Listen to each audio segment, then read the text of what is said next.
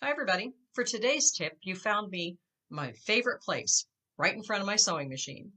So for today, we're going to talk about not only where you sit, but how you sit when you sit down to sew. I'm lucky enough to have a wide body machine. This is a Bernina 770, and this is what I sew on every day.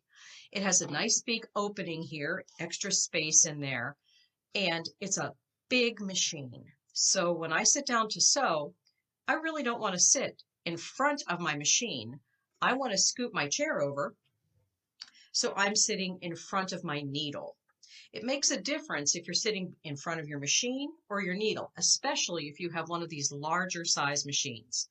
So scoot yourself over so that you are right in front of your needle, and you'll have a more accurate 1/4 inch seam allowance. It'll be easier to see what you're stitching. So scoot your chair over and let's sit in front of our needles when we sew.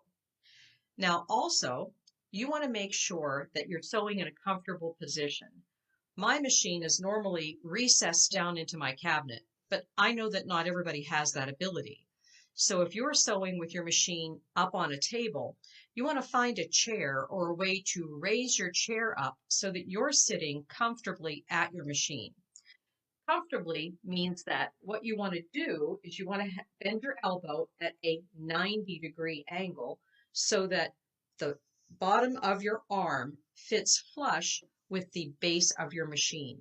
So if you have that posture when you're sewing, you'll be able to sew for a longer amount of time without getting any stress or tired and fatigued from sewing with your arms up like this. So relax, be able to reduce your stress by positioning your machine and your chair in relationship to each other. Also, something I learned a long time ago from Harriet Hargrave is if you're machine quilting on your domestic machine and you want to free motion quilt, it's a little tip that she gave me. One thing you're going to do is I'm going to get rid of my actual sewing chair, and you can use a folding chair for this, but I have this step stool that I use in my sewing room right here. So instead of sitting on a chair, I'm just going to perch my behind on the edge of this. And you can do this by turning a folding chair around backwards. So it raises me up so that I can now quilt instead of like this. I can extend my arms down and be able to move. And by backing up a few inches, I can still see everything that I'm doing. It makes a big difference in your machine quilting.